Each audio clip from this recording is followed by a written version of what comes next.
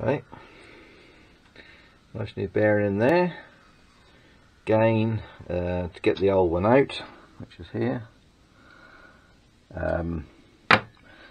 Just a case of having the actually had the case the other way around, and just heat it up around here, and in the end it just dropped straight out. Just left it like that. As soon as it got to near 100 degrees it just dropped out. And the new one, as usual, just had it in the freezer, and I didn't even need to reheat. It was just dropped straight in there. That's very easy. I just left a little weight on that while it cooled down so it didn't creep out again, and yeah, so more or less ready to just have a trial fit with a crank.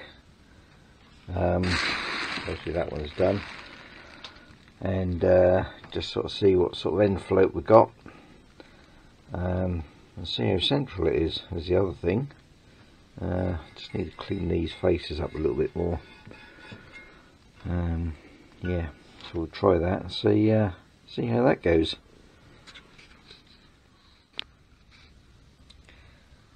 Just checking the end float on this crank. Now it's in, and looks like we've got about 85 thou of end float, which is way too much.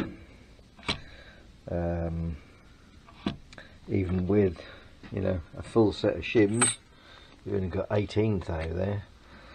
So I'm going to have to come up with some way of taking up the slack. I'm assuming that is central, pushed right over this way. I'm going to have a little look in from underneath just to see where the flywheel sits. See if I can work out if it is actually in the middle. Because to shim it from this side isn't going to be possible, I don't think. Can only be done from the other side. Yeah, I've been trying to get the end float sorted out on this crank, which is the narrow crank. I'm trying to put in the wider crankcases. Well, not really wider as such, they just got a bit machined out here, and 50 thou machined out of where the bearing sits, which seems to be the problem, because trying to get enough shims, well, you can't get enough shims in that shim cup to shim it out. So what I'm going to do is shim this back this way. So I've got some larger shims. I did actually want, because I could only get metric ones, these were 72 mil outside diameter, and I really wanted 71. I think that's 71.3, the actual size of that bearing. So I've just put these in the lathe and taken them down. So I've got two 1 mil there, which I should only need one, and I've got a 0.25, which would give me 49 thou, which would pretty much take this back to where it should be, and that should give me enough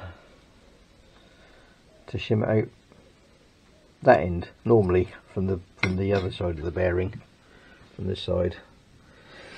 So I've now got to heat this case up again, drop that bearing out, or that bearing outer, put in the shims, then put back the outer, and then I'll put it together again and see what sort of space we've got, what sort of clearance we've got. Yeah, so that is the plan. Right, got that bearing back in there on top of the shims. I'm just waiting for that to cool down. Just got a bit of weight on it, so while I'm waiting for that, while this casing is warm, I'm just going to see if I can get this cam bearing out. So I've just got this tap, which is 13/16 width. So I'm just trying to get a thread on the inside, just enough to should have put this on the tripod really, just enough to get a few threads in there. Like that, where that shows up.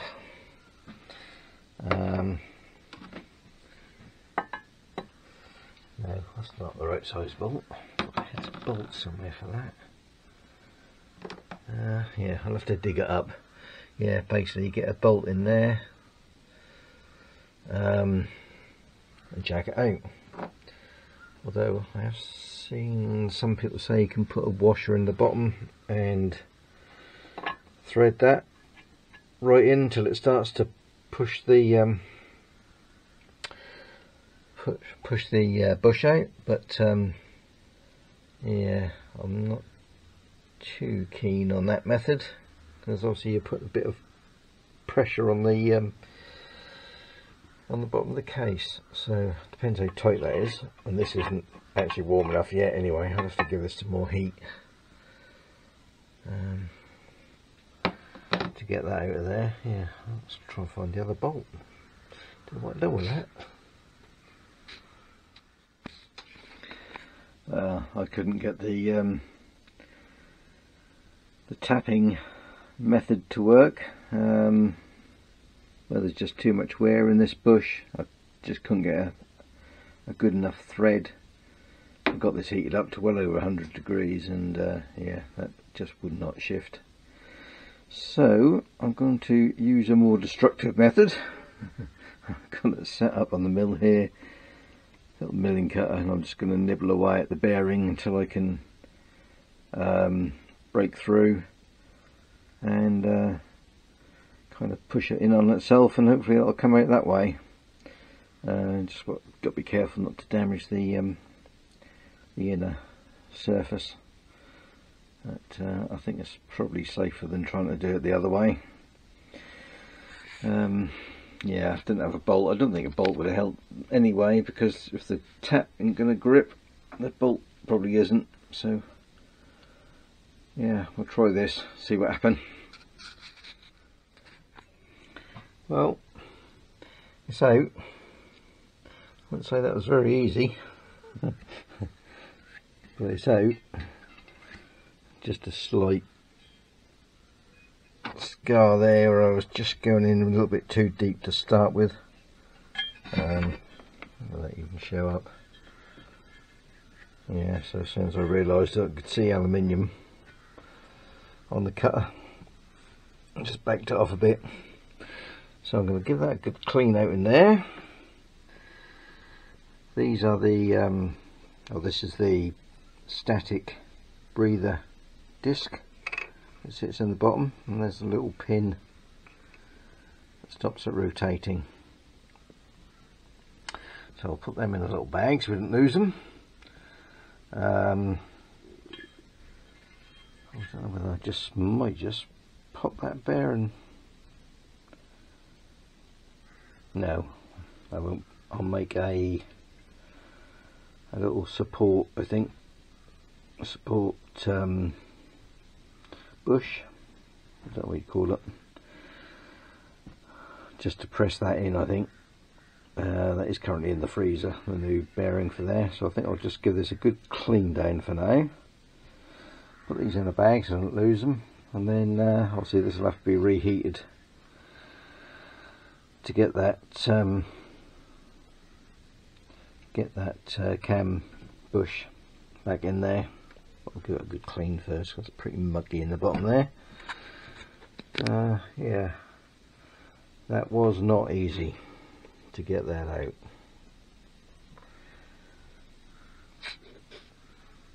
I probably should have gone down. I didn't want to go too far because I didn't want to push the end mill into that. Although I think you can get these, so it wouldn't have been too much of a issue. But yeah, if I'd have gone down a little bit further with the end mill, I think that would have probably come out a little bit easier than it did. But it's out now anyway. So new cam bush is in. That will just need reaming.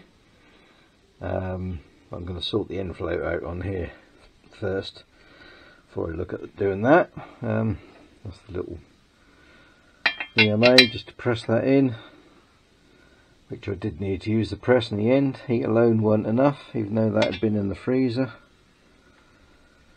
But it's in there now, and yeah, just need to remember to drill a hole in there. I bet I'll probably do that now because I'm bound to forget otherwise.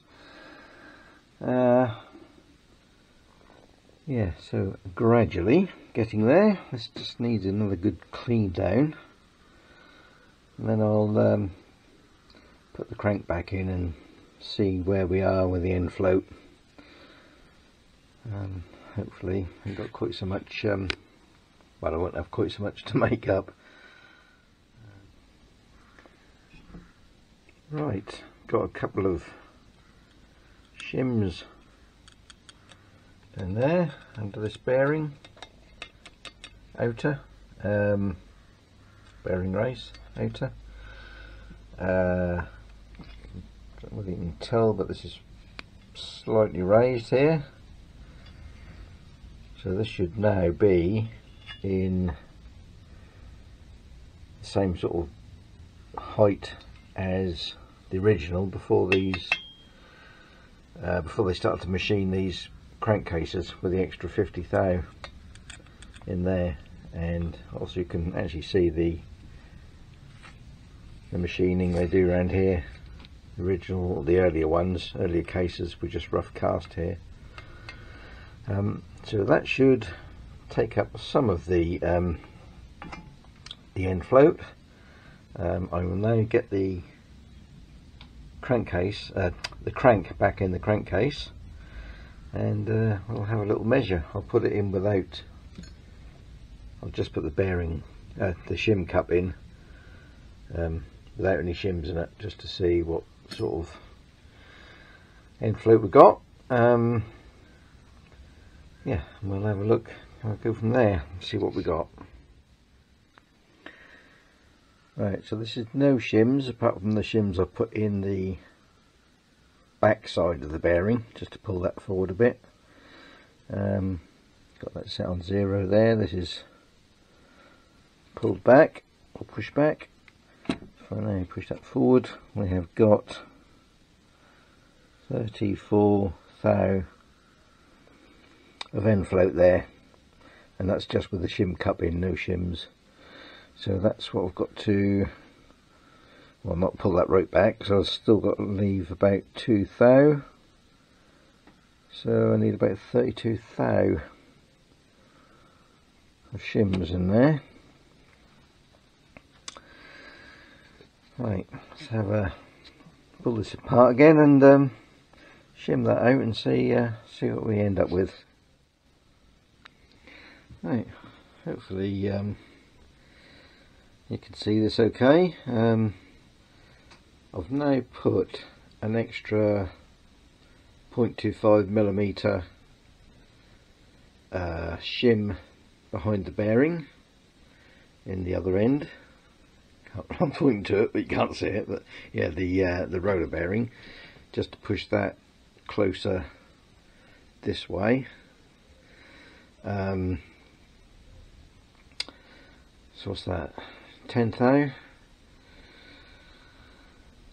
Yeah, so I've got a total of 1.5mm in the other end of the bearing, pushing it this way, and I've got a full set of shims this side of the bearing, which is, what was that, 18 thou. So I've now got, I have only got this held together with clamps, so that's not terribly accurate, but just to get me close, and then I'll, when I get it close enough, I'll bolt it and see what we've actually got. So this is on 0, and if I push that over, we've got 9 thou. So I've got some more of the small shims, like these. These were the old ones which came out, but they're a little bit, well, that one's probably okay. That one's a bit manky, so yeah, I've got another full set of shims coming, so I should be able to get this shimmed up when they arrive. So we want to end up with about 2 thou. So I need 7, which in that kit is a a 10, a 5 and a 3, so yeah, we're not going to get it spot on, but can get it somewhere close. And like I say, once this is bolted up, that might that extra might appear anyway. If I actually pull that crank hard, I'll get another thou there, but that might just be the flex in the clamps. Yeah, so we are getting somewhere close now anyway. So I think I will probably end this video now. I think probably enough in here, and once the crankcase is all together, and the camshaft is in and everything, I'll bolt it all up. We'll have another look and see exactly what we end up with. Yeah, so that is a early narrow crank in a later pair of crankcases. So looks like it is possible to do that. Yeah, so we've just got a little bit of fiddling to do, and yeah, it will be there. Yeah, so currently at 9 thou. I need to get that down to 2 approximately, could be 3. Don't really want it any tighter than 1.5. Hopefully this will show up. And I got it down to 2 thou on the infloat, which I think will do pretty nicely. In the end I got two 10s and 2 3s in there, so I've got 26 thou on the shims on that end, and then whatever it was on the other end, I can't remember now, on the other end of the bearing. But, yeah, I think that will do nicely.